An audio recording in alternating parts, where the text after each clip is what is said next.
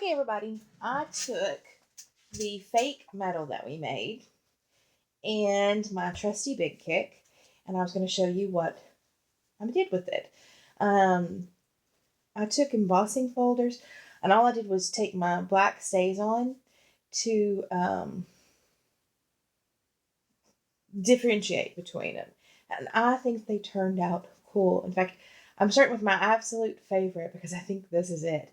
And it's just a bird, kind of an Art Deco bird on a branch. But I think doing it this way, I think it really does look steampunk. Um, I don't know if you can see this one or not because it's awful small. It was just a scrap that I had. I didn't want to throw it away. So I took one of the little bitty metal sheets that I usually use to make pendants. And it's a fairy and a mushroom and a moon. So there's that one. When I cut these out, um, my globe and my fan, which I think turned out super cute. Um, anyway, here, let me move these. When I cut these two out, they're those little loose dies, and you have to put them inside another die. And the only one I have that has that deep well that you can put them in is my tag. So I have this left over, and I don't know what I'm going to do with it, but it just looks so cool. I don't really have the heart to throw it away. So I don't know, if I put it over something, well, not that obviously, but if I put it over something, it might be pretty cool. I don't have another something that isn't already in the works because I've just got scraps around me. But for now, I'm going to hang on to it. And of course, I love my globe and fan. Here is the bird embossed rather than debossed. And here you can see what I was talking about. This one is the E6000, and it was not completely adhered. So I'm going to have to do some repair. So I may, next time I do these, because I'll definitely want to do some more, but next time I may take them outside with the Krylon adhesive spray and do it that way.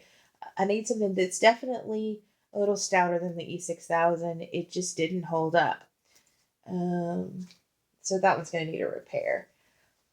This one so far, the E6000's holding. And I think it looks really cool. This one, however, had the tacky glue under it. And as you can see, it kind of broke in places. I tried to cover it when I put my ink stain. It was so much thicker than this one when I put them through that glue shot out, because I guess the tacky glue wasn't completely dry. The glue shot out. It cracked in all different places. Yeah, it was a mess. So I'm not really loving the tacky glue either. So I'm going to try a bunch of different glues today, or even this week. And I'll put in the comments the different glues I try and how I like them. Because E6000 it just didn't really stick enough. And tacky glue made it too thick and too goopy. If I'd had patience and let these actually dry more than a few minutes, the tacky glue, you can even see where it's squished out on top if you kind of hit the light just right. So anyway, tacky glue and E6000, neither one are a perfect glue. But other than having to find a better glue, I am totally loving these.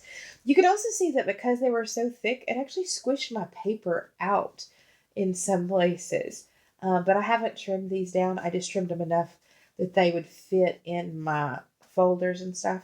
So that's not a problem.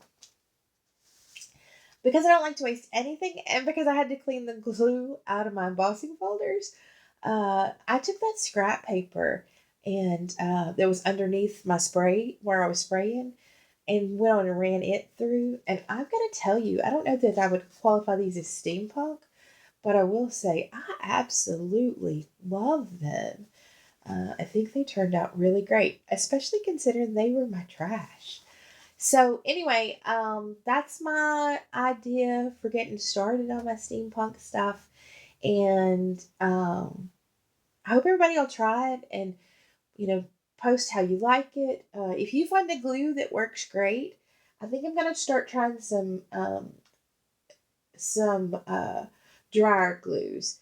Like I may try my stick glue and just put it on the aluminum foil and the card and see how that works. I may use some super tacky, some my super thick tacky glue.